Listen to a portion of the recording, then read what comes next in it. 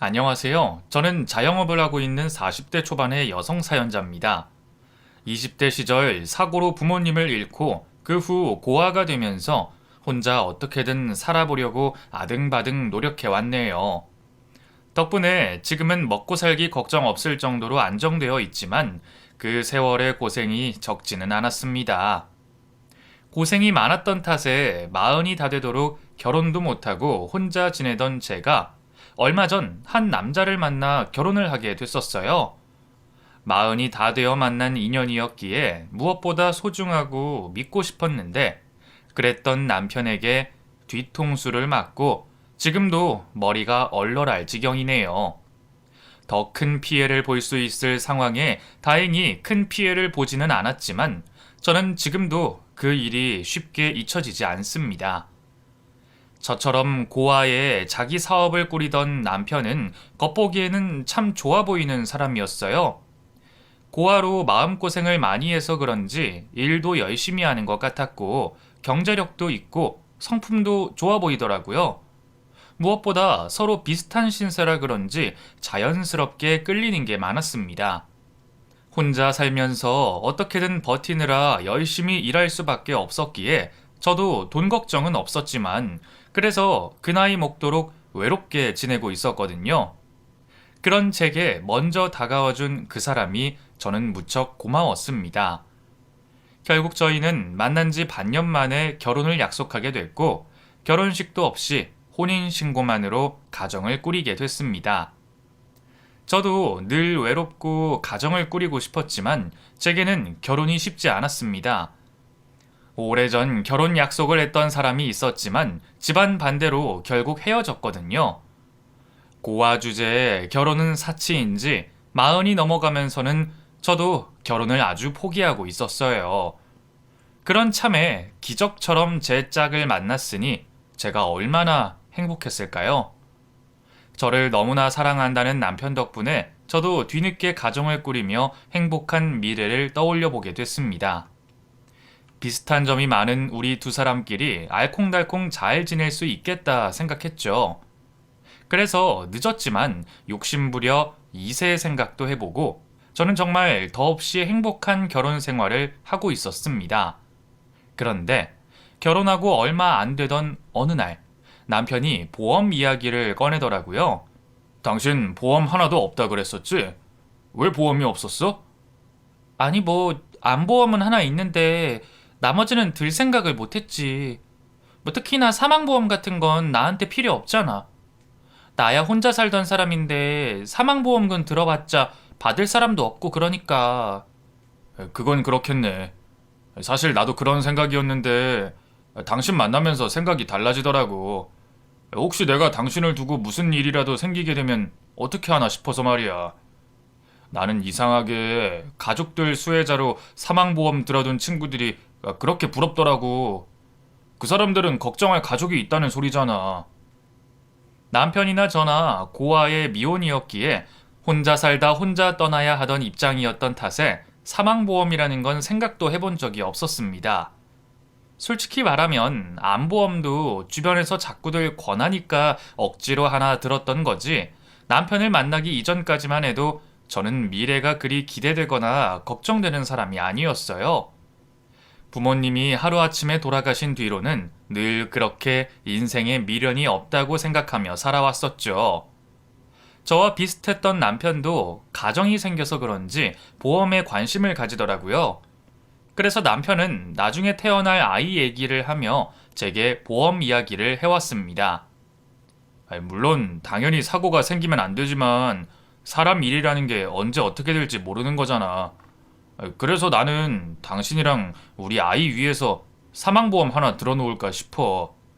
안 그래도 주변 지인 중에 보험하는 사람이 있는데 그 지인이 괜찮은 보험을 소개해주겠다고 하더라고. 나 드는 김에 당신도 같이 하는 게 좋지 않겠어? 그래서 서로 수혜자로 지정해두면 좋잖아. 나는 당연히 당신을 수혜자로 해놓을 거거든. 뭐든 당신한테 주고 싶은 내 마음이랄까? 남편은 보험 이야기를 적극적으로 하며 자신이 아는 설계사와 조만간 한번 보자 말해왔습니다. 저도 그때는 별 관심 없는 듯 넘어가기는 했지만 남편이 저를 수혜자로 지정해 두겠다는 말에 꽤 감동을 받기도 했어요. 고아가 된 후로는 기댈 곳도 믿을 곳도 없이 살아왔던 내가 이제는 나를 걱정하고 챙겨주는 사람이 있다는 것이 참 좋더라고요. 그런 남편의 마음을 사랑이라고 느꼈던 저 역시 제 앞으로 드는 보험의 수혜자는 당연히 남편일 것이라 생각하고 있었죠. 그런 차에 우연히 지인에게서 보험 설계사를 소개받게 됐어요. 자기가 건너 아는 지인인데 실적 문제로 고생을 하는지 혹시 보험 들 생각이 있으면 만나보라고 하더라고요. 전에 같으면 관심 없다며 거절했겠지만 그때는 문득 남편이 했던 말이 떠올랐습니다. 남편은 자기가 아는 지인에게서 같이 보험을 들자고 했지만 그때 저는 남편 몰래 남편을 수혜자로 한 제 보험을 들어두면 어떨까 싶었어요. 일종의 서프라이즈 선물 같은 거였죠. 안 그래도 남편에게 마음 표현하기 어려워하던 저였기에 그런 식으로 남편에게 제 목숨값을 남기고 싶다는 서류를 만들어 두면 어느 정도나마 제 마음이 전해지지 않을까 싶었습니다. 사람들은 그게 뭐냐며 우스울지 몰라도 그건 연애 한번 제대로 못 해본 제가 할 수 있는 가장 로맨틱한 선물이었어요. 그렇게 저는 지인에게서 보험 설계사를 소개받게 됐습니다. 말을 꺼내자마자 곧장 가게로 찾아온다는 말에 뭐가 그리 급한가 싶어서 제가 다 당황스러울 정도였죠.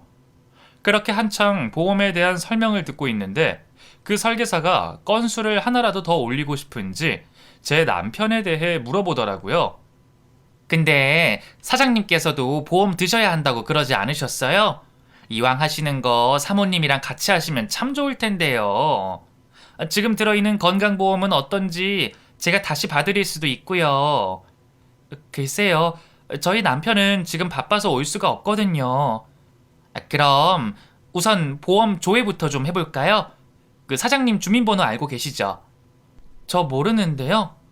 저희가 결혼한 지도 얼마 안 됐고 그런 걸 외우고 다니지를 않아서요. 그럼 지금 물어보시면 안 돼요? 그냥 조회만 해보면 되는데. 보험 설계사들이 건수에 얼마나 목을 매는지는 알지만 그 여자는 많이 급한지 저더러 남편 주민번호를 불러보라며 성화더라고요. 주민번호를 몰랐던 저는 그냥 넘어가려 했는데 순간 저번에 발견해서 제가 들고 있었던 남편의 신분증이 생각났습니다. 신혼 초에 서로 짐 정리를 하다가 제가 남편의 신분증을 주었는데 제가 알던 남편의 이름이 달라서 물어보니 개명 전에 쓰던 신분증이라고 하더라고요. 남편이 개명을 한 줄도 몰라 당황스러웠는데 남편은 예전 이름으로는 안 좋은 기억만 많았다면서 사업이 잘 풀리기 위해 개명을 했다고 말했었습니다. 그리고 그 신분증을 버린다며 가져갔었어요. 그걸 제가 남편 몰래 주워들고 있었죠. 그래도 남편 얼굴이 있는 신분증이라 버릴 거면 제가 갖고 있고 싶었거든요. 아, 혹시 그 전에 쓰던 신분증도 되나요? 근데 저희 남편이 개명을 해서 이름은 달라요. 어차피 주민번호만 있으면 되는 거죠? 그럼요. 옛날 신분증이어도 아무 상관없어요. 어차피 보험 조회만 해보는 건데요, 뭘. 그리고는 제 손에서 낚아채듯 남편의 예전 신분증을 가져간 설계사가 갑자기 제 남편의 신분증을 유심히 들여다보기 시작했습니다. 뭘 그렇게 뚫어져라 볼까 싶어서 말리려는데 순간 그 여자가 이상한 얘기를 하는 겁니다. 성함이 박정호... 남편분 이전 이름이 박정호 씨예요? 예, 그건 예전 이름이에요. 지금은 개명해서 박태훈이에요. 이상하다. 박 사장님 작년에 돌아가셨는데. 예? 그게 무슨 말이에요? 제가 이 사진 속 분을 알거든요. 제가 보험 설계 해드렸던 분이 맞는 것 같아서요. 근데 분명 1년 전쯤에 사망하셔서 보험금 수령하셨어요. 아까부터 조금씩 선을 넘는다 싶었던 보험 설계사가 이제는 내 남편이 죽은 사람이라고 하는 것을 보며 저는 그 여자가 이상한 여자일 거라 생각했습니다. 멀쩡히 살아있는 내 남편을 왜 죽었다고 하는지 말이에요. 살아있는 사람이 어떻게 사망보험금을 받고도 살아서 돌아다닐 수 있나 싶었던 저는 그 여자의 말이 당연히 말이 안 된다 생각했습니다. 하지만 그 보험 설계사는 곧 죽어도 자신의 기억이 맞다며 신분증 속 그 남자가 죽은 게 맞다고 하는 겁니다. 그리고는 제가 상상도 해본 적 없던 남편의 과거를 얘기하기 시작했어요. 정말 맞다니까요. 여기 제가 사망보험금 들어드렸던 거 있네요. 젊으신 분이 너무 고액의 사망보험금 바라셔서 의아했던 기억이 있어요. 심지어 보험을 들고 몇 달 되지도 않아서 사고로 돌아가셨거든요. 그러니까 그게 말이 되냐고요. 그쪽에서는 사망보험금도 받아갔다면서요. 그 사람이 정말 죽은 거라면 제 남편은 뭐죠? 그럼 보험사가 바보도 아니고 보험사에서 가만히 있었겠냐고요. 사실 저희 쪽에서도 너무 이상해서 조사도 했었는데 결국 혐의는 없는 걸로 나왔어요. 근데 이분은 정말 박 사장님이 맞다니까요. 그러고 보니 그때 부인분이 보험금을 수령해 가셨는데 혹시 그분은 모르세요? 그건 또 무슨 말이에요? 결혼을 했었다뇨. 저희 남편은 초혼이에요. 아니 이게 정말 어떻게 된 일인지 저도 답답한데 제가 아는 박 사장님은 와이프분이 계셨어요. 보험 가입하실 때 수혜자로 지정하셨고 제가 직접 그분이랑 뵙기도 했었는걸요. 저는 전혀 모르고 있었던 남편의 과거 얘기에 저는 순간 정신이 아찔해지는 기분이었습니다. 그렇다고 그 여자가 제게 괜히 거짓말을 할 리도 없고 같은 주민번호로 조회한 결과로 나온 남편의 사망보험 내용에 그 말을 믿을 수밖에 없게 됐던 저는 극심한 충격에 결국 비명을 지르며 정신을 잃고 말았습니다. 사모님, 사모님, 정신 차려보세요! 옆에서 저를 붙들고 흔드는 소리에 정신이 아득해지며 한동안 쓰러져 있었던 저는 한참 만에야 겨우 정신을 차릴 수 있었습니다. 그리고 다시 그 여자를 붙잡고 자초지종을 따질 수밖에 없었죠. 정말이죠? 정말 내 남편이 결혼을 했었다는 게 맞는 거죠? 제가 이런 일로 왜 거짓말을 하겠어요? 저도 지금 정말 당황스러워요. 아니면 박 사장님이 아니라 닮은 다른 분이신 건지. 제가 그분 장례식까지 갔었거든요.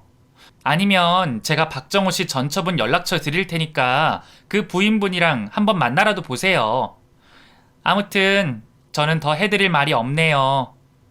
보험 설계사는 자신의 얘기에 제가 기절까지 하고 나니 자신이 문제를 만들었다 싶어서 당황스러운지 제게 남편의 전처라는 여자의 번호만 알려준 채 서둘러 자리를 피해버렸습니다. 사람을 충격받게 만들어 놓고 이제 와서 도망치듯 가버리는 보험 설계사가 참 무책임하다 싶었지만 그렇다고 더 아는 것도 없을 그 사람이 저의 궁금증을 풀어줄 수도 없는 일이었어요. 그렇게 전처라는 여자의 번호만 받게 된 저는 그날 하루 종일 멍하니 하루를 보낼 수밖에 없었습니다. 그리고 갑자기 정신을 차려 구청으로 달려가 제 가족 확인 증명서를 발급받게 됐죠. 남편의 주민등록번호를 다시 제대로 확인하고 싶었기 때문이었어요. 그런데 너무 놀랍게도 등본에 올라와 있는 남편의 주민등록번호는 제가 들고 있던 신분증의 주민번호와 달랐습니다. 분명 사진 속 인물은 같은 사람이 맞는 것 같은데 주민번호가 다르다는 게 무슨 의미일까 싶었어요. 남편이 제게 신분을 속였던 건지 다른 사람의 신분으로 살고 있는 건지 그럼 죽었다는 그 박 사장은 누구이며 전처라는 여자는 누구인지 저는 알아야 할 게 너무 많았습니다. 그리고 더 이상 남편을 믿고 남편과 한 집에서 지낼 수가 없었어요. 그래서 저는 당장 어떻게 해야 할지도 모르면서 괜한 두려움에 한동안 남편을 피해 숨어 있기로 했습니다. 여보, 나 급하게 지방에 좀 내려가 봐야 할 것 같아. 친구 부모님이 돌아가셨는데. 친구 누구? 그 옛날 고향 친구라서 당신은 모르는 친구야. 근데 그 친구가 얼마 전에 이혼을 하고 혼자가 됐더라고. 그러다 갑자기 어머니까지 돌아가셨다네? 우리 엄마 돌아가셨을 때도 도와준 친구라서 내가 가봐야겠어. 한 일주일 정도 다녀올까 하는데 그동안 당신 혼자 괜찮지? 그럼 내가 애도 아니고 그런 일은 당연히 가봐야지. 아니면 나도 같이 갈까? 아니야. 당신은 일해야지. 나 혼자 다녀올게. 저는 잊지도 않은 고향 친구의 얘기까지 만들어내며 남편을 피해 집을 나오게 됐습니다. 그리고 그 사이 여자를 만나기로 결심했죠. 아직은 설계사의 말을 다 믿지도 않았고 내 남편의 실체와 비밀에 대해 알게 되는 것이 두려웠지만 두렵고 피하고 싶은 일이라고 해서 덮고 넘어갈 수 있는 문제는 아니었어요. 정말로 내 남편이 나를 속였고 지금도 속이고 있는 것이라면 제 신상의 안전을 위해서라도 꼭 알아야 할 문제였습니다. 그리고 무엇보다 정말 진실이 무엇인지 알고 싶기도 했고 말이죠. 그래서 저는 용기를 내어 보험 설계사가 알려주고 간 그 전처의 번호로 전화를 걸 수밖에 없었습니다. 여보세요? 혹시 장신혜 씨 되시나요? 누구세요? 누구신데 설명도 없이 대뜸 사람을 찾으시나요? 아, 저는 사실 박정호 씨에 대해 묻고 싶은 게 있어서요. 그 보험 설계사분이 장신혜 씨가 박정호 씨의 전처라고 하셔서 그쪽에서 연락처를 받았어요. 박정호요? 당신 뭐야? 당신 누군데 박정호를 찾아? 설마 보험사에서 나온 거예요? 이미 조사까지 다 끝난 일이잖아요. 당신네들 그때도 그렇게 의심하고 사람 힘들게 하더니 사람 죽은 지 벌써 1년도 더 지났는데 이제 와서 뭐가 더 궁금한 건데요? 아니에요. 저 보험사 쪽 사람이 아니고 그냥 박정호 씨에 대해 알고 싶은 게 있어서 그래요. 처음 전화를 받을 때부터 잔뜩 날이 서 있어 보이던 신혜 씨는 제가 남편의 이름을 꺼내자마자 흥분을 하며 화를 내기 시작했습니다. 저도 제 남편에 대해 궁금한 게 많고 조금이라도 상황을 알고 싶어 연락을 했던 거였는데 다짜고짜 화를 내는 신혜 씨 때문에 저는 제가 누구인지 어떤 이야기가 궁금한지 그런 얘기는 꺼내볼 수도 없었죠. 죽은 사람을 왜 찾느냐며 흥분하는 사람 앞에서 그 상황에 제가 박정호 씨의 현 부인이라는 말을 하는 게 여러모로 곤란스러웠습니다. 괜히 잘못 얘기를 꺼냈다가는 미친 사람 취급을 받거나 도리어 그 여자가 숨어버릴 것 같았거든요. 장신혜 씨? 우선 흥분 좀 가라앉히시고 진정하고 제 말씀 좀 들어보세요. 신혜 씨가 생각하는 그런 게 아니고요. 저도 그냥 박정호 씨라는 사람에 대해서 궁금해서 연락을 한 거예요. 저도 알아봐야 할 게 좀 있어서요. 그쪽이 누군지도 모르는데 갑자기 죽은 전 남편 얘기를 꺼내면 내가 흥분을 안 하겠어요? 그쪽이 대체 박정호 씨랑 무슨 사이인데요? 그건 지금 당장 말씀드리기 곤란하네요. 저도 제가 그 사람이랑 무슨 사이인지 알 수가 없거든요. 설마 당신도 그놈이랑 한패인 거야?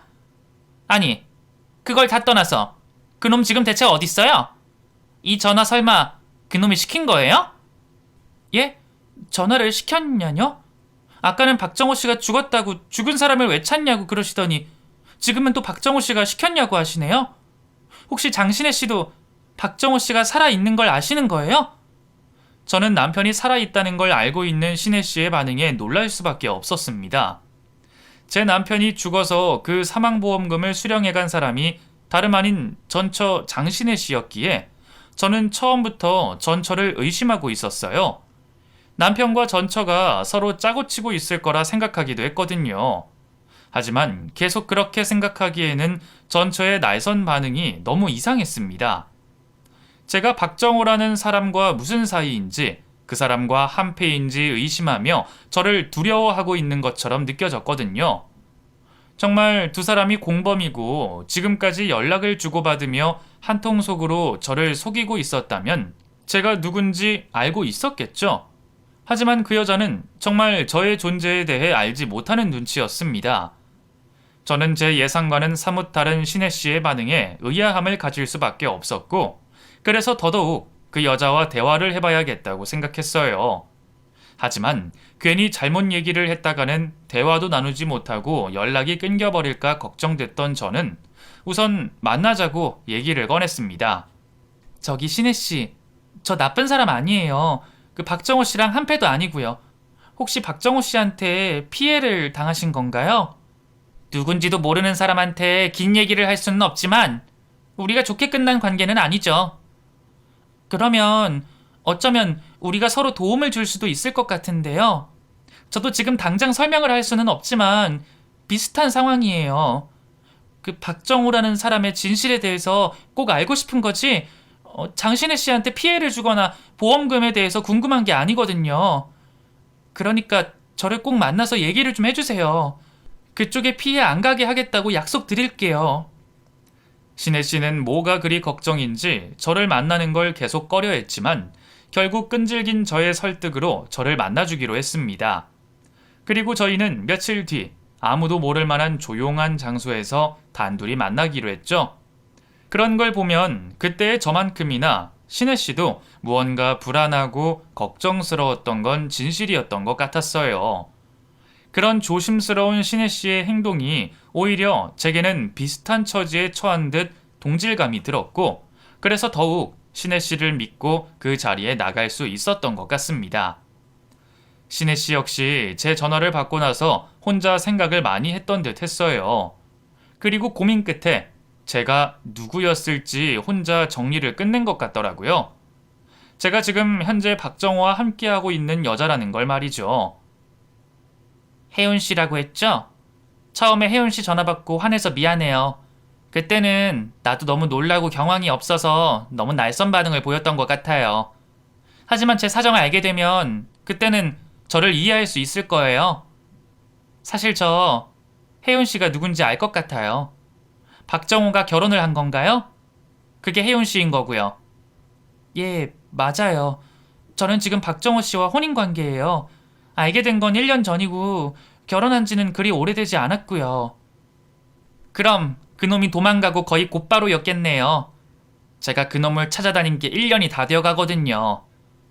소개해주신 설계사분이 그렇게 말씀하시더라고요. 그 남편이 작년에 죽었었다고. 저도 남편의 과거에 대해 알게 된 게 최근이에요. 그 며칠 전에 우연히 보험 설계사를 만나게 됐는데 하필이면 그 설계사분이 전에 남편의 보험 설계를 맡았었다고 하더라고요. 뭐 처음에는 남편이 죽은 사람이라느니 전처가 있었다느니 그런 말을 다 믿지도 못했어요. 남편이 분명 저한테는 미혼이라고 했었거든요. 그리고 지금은 이름이 다르기도 하고 그래서 이게 대체 뭐가 뭔지 알고 싶어서 신혜 씨한테 연락을 했던 거예요. 신혜 씨라면 뭔가 알지 않을까 해서요. 그럼 지금 박정호 그 인간이 다른 이름으로 살고 있다는 거예요? 그 인간이 박정호라는 건 어떻게 알게 된 거예요? 순전히 우연이었어요. 제가 집 정리를 하다가 그 사람 옛날 신분증을 발견했었거든요. 제가 알고 있는 이름은 박태훈이었는데 신분증 속 이름은 다르더라고요. 저도 별 생각 없이 물어봤는데 당황하면서 자기는 그냥 개명을 한 거라고 그러더라고요.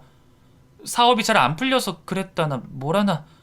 당시에는 저도 그런가 보다 생각하고 넘어갔었는데 사망보험이니 뭐니 하는 얘기를 들어보니까 뒤늦게 이게 예산일이 아니겠다 싶었죠. 어디서 잘 숨어있다 싶었는데 설마 새 가정을 꾸렸을지는 몰랐네요. 그럼 우선 제가 알고 있는 얘기를 해줄게요. 박정욱 그 인간 처음부터 저를 속였었어요. 처음에는 자기가 건실한 사업가인 척 수억대 자산가인 척 했었거든요. 사람들은 제가 그 사람 돈을 보고 결혼했다고 생각하지만 막상 저는 돈 때문이 아니라 그냥 그 사람이 좋았었어요. 다정하고 세심하고 누구보다 나를 그렇게 챙겨주는 사람이 없었거든요. 사실 제가 고아로 외롭게 자랐거든요. 그래서 사람 정에 더 끌렸던 것 같아요. 그 사람도 아마 저의 그런 약점을 알고 파고들었던 거겠죠. 순간 저는 자신을 고아라고 설명한 신혜 씨의 말에 깜짝 놀랄 수밖에 없었습니다. 남편이 고아인 나를 선택한 것은 순전히 우연일 거라 생각했는데 전처나 저나 둘 다 가족 하나 없는 고아였다는 걸 알고 나니 어쩌면 이게 다 처음부터 치밀하게 계획되었던 것이 아닐까 싶은 생각이 들더라고요. 저도 고아예요. 20대 시절에 부모님이 돌아가시고 그 후로 쭉 저 혼자 지냈거든요. 마흔이 다 돼서 결혼하게 된 것도 그 이유였고요. 그 사람도 자기가 혼자고 외로웠다면서 저한테 다가왔었어요.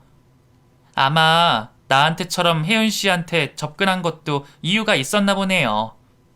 서로의 공통점으로 박태훈, 아니 박정호라는 인간의 꿍꿍이를 알아차린 저희는 한동안 말을 이어갈 수 없었습니다.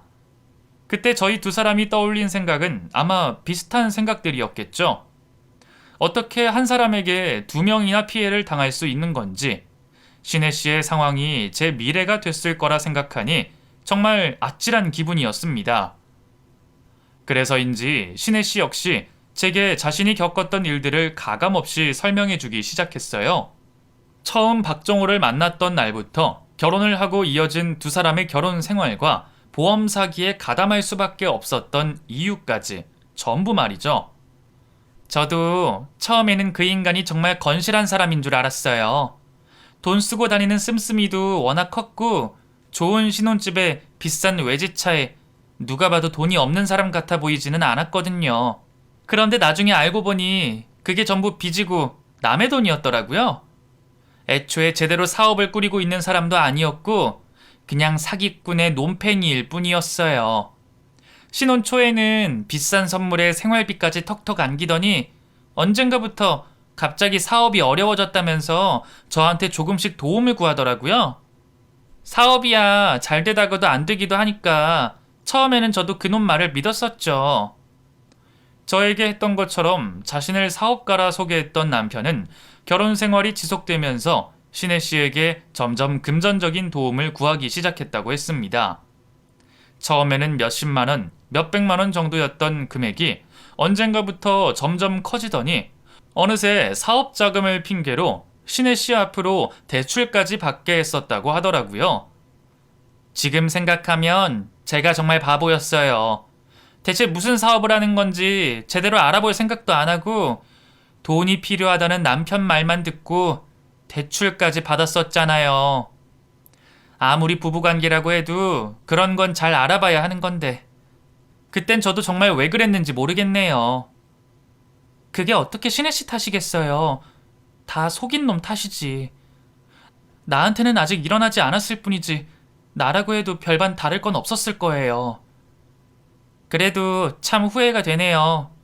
돌이켜서 생각해보면 이상한 점들이 참 많았는데 그때는 내가 콩깍지가 씌인 건지 망령이 씌었는지 남편이 정말 좋은 사람인 줄만 알았어요. 사업 때문에 힘들어하는 줄만 알고 매일 밤늦게까지 일하는 걸 걱정했더니 알고 보니 이 인간이 그동안 나한테 돈을 받아갔던 게 도박 때문이었더라고요. 도박 빚이 너무 많아서 사채까지 쓰고 있었고 그놈 앞으로 빚이 수억이나 되더라고요. 제가 예상했던 대로 박정호는 사기꾼이었습니다. 그런데 심지어는 돈이 없는 주제에 도박까지 했다더라고요. 그동안 아내 몰래 도박 빚을 늘렸고 사업 자금이라며 아내의 저축까지 손을 대고 아내 명의로 대출을 받아낸 탓에 순식간에 손을 쓸 수도 없는 지경이 됐죠. 그 후에 알고 보니 살던 집도 비싼 월세였고 그 좋은 외제차는 렌트였다 하더라고요. 그 사이 도박빚만 더 늘어난 덕에 월세는커녕 보증금마저 빼야 할 상황이 됐고 두 사람은 결국 모든 걸 정리하고 작은 원룸살이를 할 수밖에 없었답니다. 물론 그 원룸 역시 신혜 씨 돈으로 마련한 집이었고요. 그때라도 당장 헤어졌어야 하는데 나도 들인 돈이 있어서 그런지 아니면 그놈을 그렇게나 사랑했던 건지 헤어지지를 못했어요. 이미 결혼까지 했는데 저라고 어쩔 수가 있었겠어요? 내 앞으로 대출도 많았고 돈 때문에라도 그놈을 데리고 어떻게든 살아보려고 했었죠. 대체 이걸 어떻게 해야 하나 막막한데 그때 그 인간이 보험 얘기를 꺼내더라고요. 자기 앞으로 사망보험금을 많이 들어놓고 그 사망보험금을 타서 상황을 해결하자고 말이죠. 처음에는 말도 안 되는 얘기라고 생각했지만 저도 결국 그 인간 얘기에 동의할 수밖에 없었어요. 그게 아니면 제 힘으로는 도저히 해결할 수가 없었으니까요. 남편에게 속아 모아둔 돈을 날리고 고액의 대출까지 받았던 신혜 씨는 이도저도 못할 상황에 빠졌습니다. 그대로 이혼을 한다고 해도 위자료는커녕 남편 대신 만든 빚만 끌어안고 가야 할 상황이었기에 그래서 남편과 갈라서지도 못하고 결국 그 인간의 뜻에 따를 수밖에 없었다네요. 그런 상황에 박정호가 어마어마한 계획을 알려왔답니다. 자신의 명의로 고액의 사망보험금을 들어놓고 죽음을 위장해 사망보험금을 타서 새 출발을 하자고 말이죠. 자기는 어차피 돈 없으면 죽을 목숨이라면서 자기 목숨값이라도 받아서 저를 구해주겠다고 했었어요. 아무리 그래도 어떻게 죽음을 꾸미냐고, 그럼 앞으로 어떻게 살 거냐고 물었더니 자기는 죽은 사람처럼 살아도 괜찮으니까 저를 위해서 그렇게 하자 그러더라고요. 제가 그 말을 왜 믿었는지. 그때는 그래도 그놈이 조금이나마 양심이 남아있는 줄 알았어요. 자기가 저지른 일이니 어떻게든 책임지고 싶어서 그렇게 하자는 줄 알았죠. 그래서 저는 마지못해 그 인간 말대로 하기로 했어요. 보험 사기라는 걸 알았지만 그때는 그 방법밖에 없다 생각했어요. 박정호는 다른 방법이 없다며 신혜 씨를 꼬드겼고 신혜 씨는 결국 박정호의 계획대로 움직일 수밖에 없었습니다. 결국 두 사람은 박정호 앞으로 고액의 사망보험금을 들게 됐고 돈 한 푼 없다는 박정호 대신 신혜 씨가 매달 수백만 원의 보험금을 대신 납부하게 됐습니다. 제 월급으로도 모자라서 매달 3금융 대출까지 끌어서 보험금을 냈어요. 이미 은행권에서는 박정호 때문에 받은 대출 때문에 더 이상 대출이 어려웠기 때문에 어쩔 수 없이 높은 이자를 감당하면서 사채를 쓸 수밖에 없었죠. 그래도 보험금만 받으면 다 끝나는 일이니까 조금만 버티면 된다고 생각했어요. 벼랑에 서 있는 심정으로 마지못해 박정호의 계획에 따랐다던 신혜 씨는 그렇게 반년 가까이 벌써 수천만 원의 빚을 더 지게 됐었습니다. 매달 버는 돈은 대출 이자만으로 다 나가야 했고 원금을 다 갚으려면 그 사망보험금이 정말 절실한 상황이었죠. 그리고 몇 달이 지난 뒤 남편은 정말로 사고사를 위장하게 됐었습니다. 사고사가 인정되어야지만 보험금이 나오는 탓에 혼자 여행을 떠난다는 알리바이까지 만들어 인적이 드문 곳에서 차 사고를 만들었다고 들었어요. 사람이 없는 차는 낭떠러지로 떨어지며 불에 타버렸고 박정호는 차 안에서 함께 소실된 것으로 결론이 났다고 했죠. 그때까지만 해도 정말 모든 게 잘 된 줄만 알았어요. 보험 사기가 들통나면 징역을 살아야 한다고 해서 벌벌 떨었는데 경찰에서도 사고사로 결론을 짓고 보험사에서 조사까지 나왔는데도 이렇다 할 증거를 못 잡았거든요. 그럼 이제 곧 보험금이 나올 거고 그걸로 저희는 새 출발을 할 수 있을 거라 생각했어요. 사망 처리가 돼서 앞으로 어떻게 살아갈 건지 걱정이었지만 남편은 돈만 있으면 새 신분도 구할 수 있다면서 호언장담하더라고요. 그렇게 제가 보험사에서 직접 보험금을 수령받게 됐고 모든 게 완벽하다고 생각했어요. 그런데 돈이 들어오고 바로 다음날 돈과 함께 남편이 사라져버린 거예요. 신혜 씨는 그때까지도 박정호를 굳게 믿고 있었다고 했습니다. 사업을 한다는 것도 돈이 많다는 것도 전부 거짓인 걸 알고 있었지만 달리 기댈 곳도 없었던 신혜 씨는 자신을 속인 남편을 믿을 수밖에 없었을 겁니다. 그래서 잘못됐다는 걸 알면서 그런 범죄에 가담했었겠죠. 하지만 박정호는 그런 믿음을 저버리고 모든 돈을 들고 도망을 쳤습니다. 돈이 문제지 사람은 잘못이 없을 거라 생각했어요. 이 사람도 나처럼 고아로 오래 고생을 해서 그래서 조금 안 좋은 길로 빠진 거라고 믿었거든요. 그런데 이놈은 그냥 쓰레기였어요. 처음부터 나 같은 건 안중에도 없었고 결국 돈만 중요했던 거예요.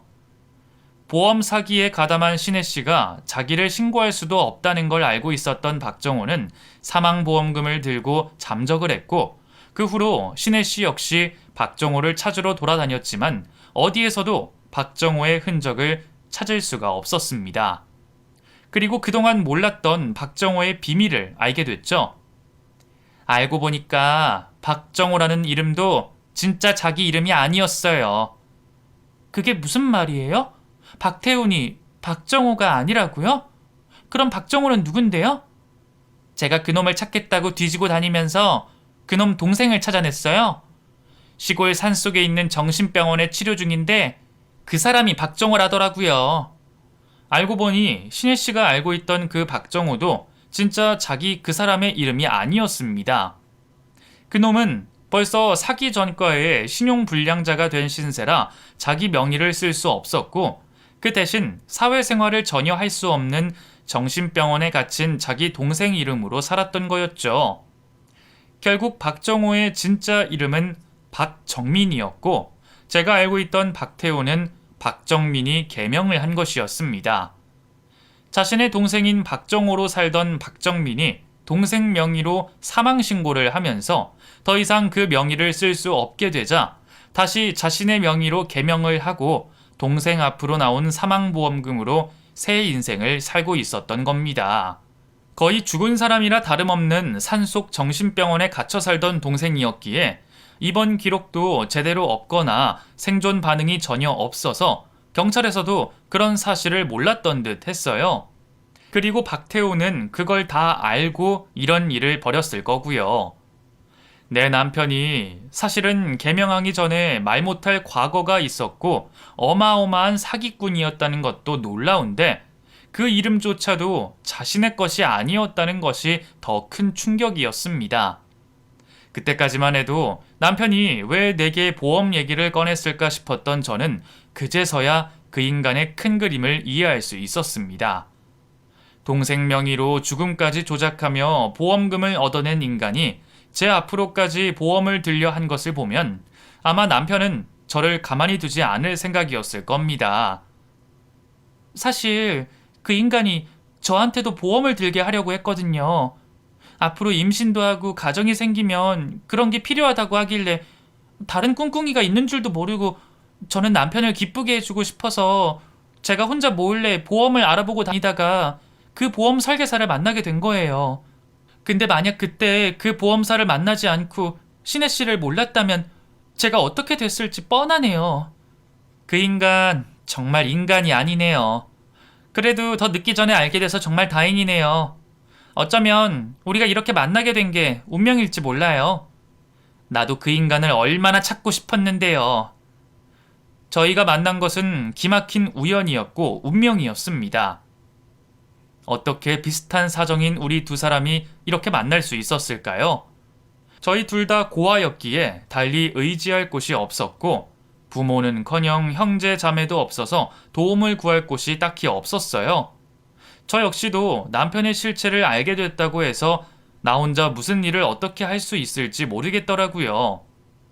겁 많은 제가 할 수 있는 일이라고는 그냥 그 인간에게 핑계를 대고 조용히 이혼을 하는 것밖에 없었겠죠. 하지만 그 인간은 어떻게든 벌을 받아야 했고 뒤늦게라도 죗값을 치러야 했습니다. 결국 저희 두 사람이 힘을 합쳐서 그 인간을 제대로 벌주기로 결심했어요. 우선 그 인간이 박정호로 살았었다는 것부터 밝혀야 해요. 우리가 지금 당장 신고를 한다고 해도 경찰서에서는 대수롭지 않게 생각할지 몰라요. 그러니까 혜윤 씨가 무섭더라도 당분간 그놈 옆에서 증거를 좀 잡아주세요. 무리한 부탁인 거 알지만 그 방법밖에는 없잖아요. 저도 어떻게든 도울게요. 그럼요. 저도 그놈 그냥 놔줄 생각 없어요. 무섭긴 하지만 신혜 씨가 도와주신다니 저도 어떻게든 해볼게요. 그래서 우리 꼭 그놈이 죗값 치르고 감옥 가는 거 두고 봐요. 그 후 저는 한동안 남편 옆을 지키며 어떻게든 증거를 잡아내려 했습니다. 그 사이 남편이 보험 설계사와 함께 만나자며 약속을 잡으려 했지만 저는 그때마다 바쁘다고 이런저런 핑계를 대며 피해가기 바빴어요. 보험을 들면 나를 죽일 게 뻔한 남편의 속을 알기에 그놈과 한시라도 같이 있는 것이 너무 두렵고 끔찍했지만 저는 저를 기만한 그놈을 벌주기 위해서라도 신혜 씨의 억울함을 풀기 위해서라도 그놈이 꼭 죗값을 치르는 걸 두고 봐야만 했습니다. 저는 남편이 그동안 박정호로 살아온 흔적들의 증거를 찾아냈고 신혜 씨가 그걸 보험사에 제보하며 남편에 대한 수사가 시작되게 됐습니다. 남편은 설마 제가 모든 걸 알고 있는 줄 끝까지 몰랐는지 자신이 어쩌다 수사 대상이 됐는지 당황해하며 제게 끝까지 거짓말을 하고 있었어요. 여보, 이거 다 오해야. 뭔가 오해가 있을 거야. 그러니까 너무 걱정하지 말고 나 없이 잘 지내고 있어. 알겠지? 그럼 나는 당신 믿지. 당신 없는 사이 당신 일은 내가 잘 챙길 테니까 너무 걱정하지 마. 결국 남편은 도주의 위험이 있다며 구속되어 수사를 받게 됐고 그 사이 보험사에서 직접 보험 사기에 대한 정황을 찾아내며 남편은 결국 보험 사기와 횡령의 신분 도용으로 실형을 받게 됐습니다. 다행히 신혜 씨는 먼저 제보를 해준 덕분에 정상 참작되어 죗값을 치르지는 않게 됐어요. 그 후 보험사에서는 남편의 재산을 압류해 지급했던 보험금을 회수해 받아가게 됐고 저는 얼마 안 남았지만 남편의 재산을 처분하여 신혜 씨에게 건네게 됐습니다. 신혜 씨, 이거 얼마 안 되지만 빚 갚는 데라도 쓰세요. 그놈 때문에 진 빚인데 아무것도 구제 못 받으면 억울하잖아요. 정말 고마워요, 혜윤 씨. 그래도 저는 이제 괜찮아요. 돈보다는 그놈이 꼭 감옥에 가기를 바랬거든요. 혜윤 씨 덕분에 제 소원을 이루게 됐네요. 나도 이제 마음 편해졌으니까 혜윤 씨도 앞으로는 더 이상 상처받지 않고 행복하기를 바랄게요. 꼭 행복해지세요, 혜윤 씨. 그 후 저는 감옥에 있는 남편과 이혼을 하고 원래 제가 살던 삶으로 돌아가게 됐습니다. 그리고 이렇게 사연을 보내게 됐네요. 워낙 쉽지 않은 인생을 살았던 저였기에 이런 일로 무너지고 싶지 않아서 이겨내려 노력 중이에요. 물론 아직은 모두 나아지지는 않았지만 나아져 가려 노력하고 있습니다. 이제 더 이상 누군가를 만나 행복해질 거라는 욕심은 없지만 혼자서도 씩씩하게 살아가는 요즘 삶이 어느 때보다 행복하다 싶네요. 그럼 여러분들도 저의 새 출발을 응원해 주시기를 바라며 이야기를 마치겠습니다. 감사합니다.